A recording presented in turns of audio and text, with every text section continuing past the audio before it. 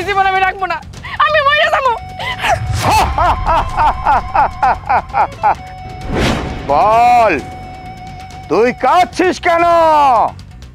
এই মৎস্য রাজা বেঁচে থাকতে তোর কোনো চিন্তা নাই। বল তুই কেন মরতে চাচ্ছিস, সেই কথাকে বল।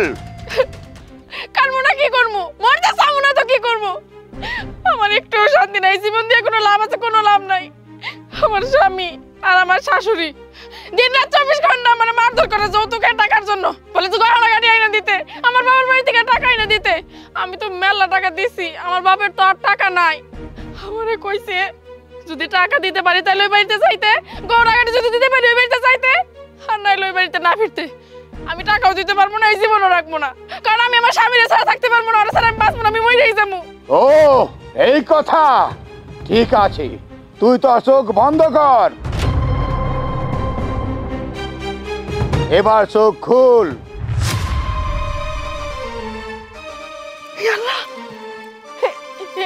এত স্বর্ণ এগুলো কি সত্যি?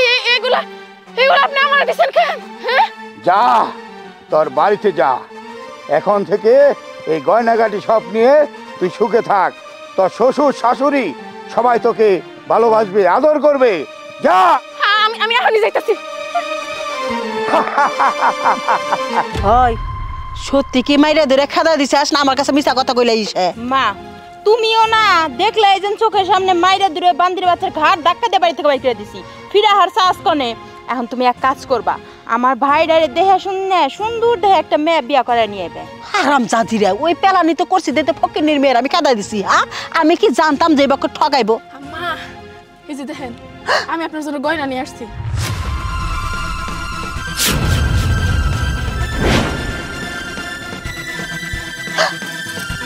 এ তো গয়না, এই এনে কার গয়না?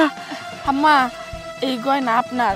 আপনি না কইছেন আমি যদি বাবার বাড়ি থেকে টাকা বা গহনা গাটি না আনতে পারি আপনার ছেলে সংসার করতে দিবেন না। আমি তো গয়না আনছি, এখন আমার এই সংসার থেকে বাইর করে দিয়েন না। এসব থাক, আমি বুঝলাম না তুই গয়না কোন থেকে নিয়ে এলি? হ্যাঁ, তোর বাপে একটা বিড়ি 3 বার লিবে 3 বেলা খায়, আর তুই সেই বাপের মিয়া তুই এত গয়না গয়না কোন থেকে নিলি?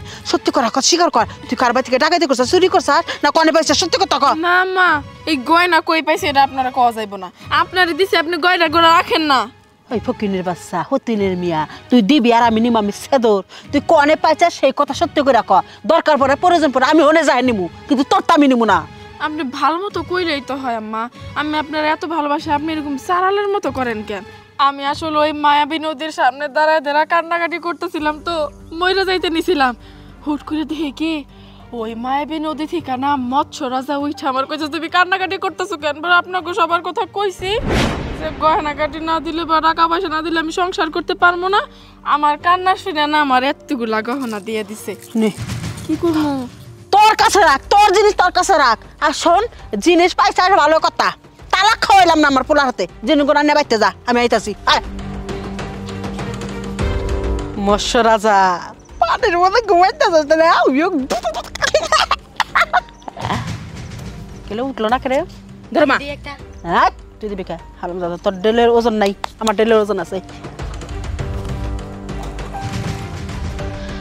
ওহ, বেটা বউ না ঘুমাইছে নাকি? 500 শুরু করে দিছে বুড়া বয়সে।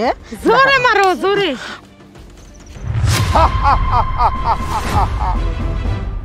এই বল তোর সমস্যা কি? আমার অসুস্থ বউয়ের উমর ভেঙে দিয়েছিস কেন ঢেল মেরে? আমি দুটা মেয়ে নিয়ে খুবই কষ্টে আছি, দেহার মতন কেউ নাই। জামাইটা 5 বছর আগে মরছে। এলাকার কত বেটার আছে যাই বেটা গো বউ মেরা গেছে, তারা বিয়ে করবা চাইছে। আমি বিয়ে করি না, আমি সতী নারী, কিন্তু কেউ সাহায্য করে না। এই মানব, তুই এত লোভী মহিলা কেন? তুই তোর পুত্রবধূরে অনেক নির্যাতন করেছিস, তাই আমি ভালোবেসে তোর পুত্রবধূকে সোনা গয়না দিয়েছি। আর তুই এত লোভী কেন? বল, তোর শাস্তি হবে, কঠিন শাস্তি হবে।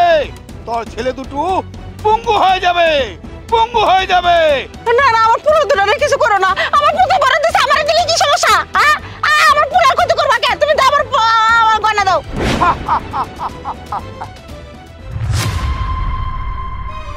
আল্লাহ গো, ভাই